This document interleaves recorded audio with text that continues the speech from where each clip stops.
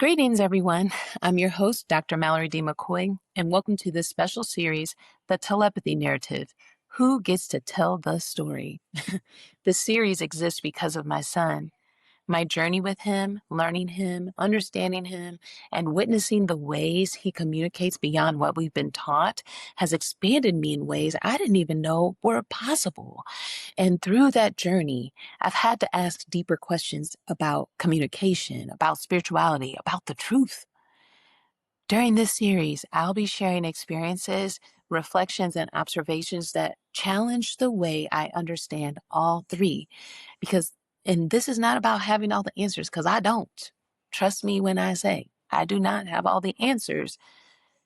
But this is about being willing to listen in a different way. So may this moment meet you exactly where you are. May you take what resonates, reflect on what doesn't, and remain open to what is unfolding. And it is so.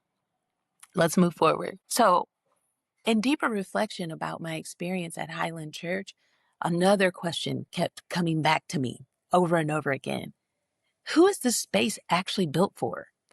Because on the surface, like I said at the end of my last episode, it's presented as inclusive. There are systems in place. There are ministries dedicated to supporting non-speaking individuals. There's language around love, care, and service, and all that matters. But inclusion is not just about access. It's about belonging. It's about whether someone can enter a space and exist fully as they are without needing to shift, shrink, or translate themselves to fit what has already been established. And that's where I began to notice the difference, because what I experienced didn't feel like full inclusion. It felt like assimilation. When a space is truly inclusive, multiple perspectives can exist within it without one being positioned as the standard. But when a space is structured around a single worldview, anything outside of that worldview becomes something that needs to be adjusted, translated, or quietly minimized. And I felt that. And it wasn't a subtle feeling. It was clear. As a Black woman and as a mother of a child with a gift that's already misunderstood by the world, and as someone who does not subscribe to religious doctrine, but still holds a deep, unshakable connection to God, the energy we call God, the source, the divine, the creator, the one, the all, the I am that I am. There was no reflection for me in that space. Not in leadership, not in language, not in cultural awareness, and that absence speaks volumes. Representation is not just about visibility, it's about whether someone feels understood without having to explain themselves first.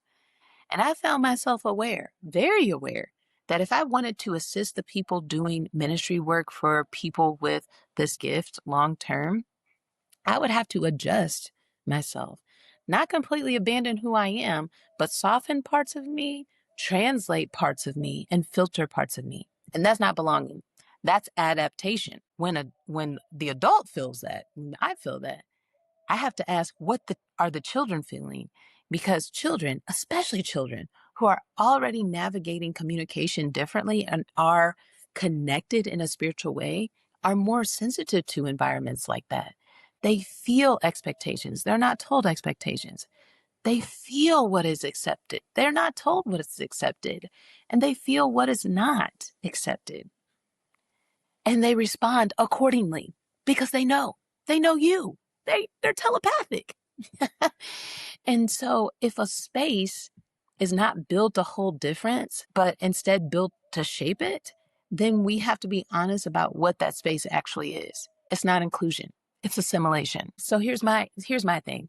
If we are truly trying to support these children and young adults with this gift, and we're trying to understand the gift that we don't have, then a space has to be wide enough to hold their full experience, not just the parts that align with what we already believe.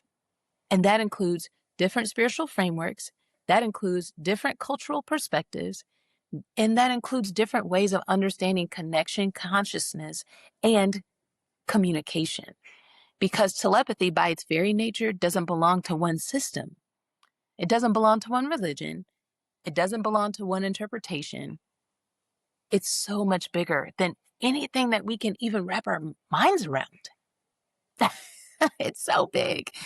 And if the space cannot expand to meet that, then we have to ask, does the space serve children or does it serve the structure? That's a question I can't ignore. And that's a question I'll keep repeating. So we have to be honest about what that really is. And that leads to another question I can't ignore. Who gets to be considered the authority in spaces like this? Because inclusion doesn't just show up in who is present, it shows up in whose voice is trusted.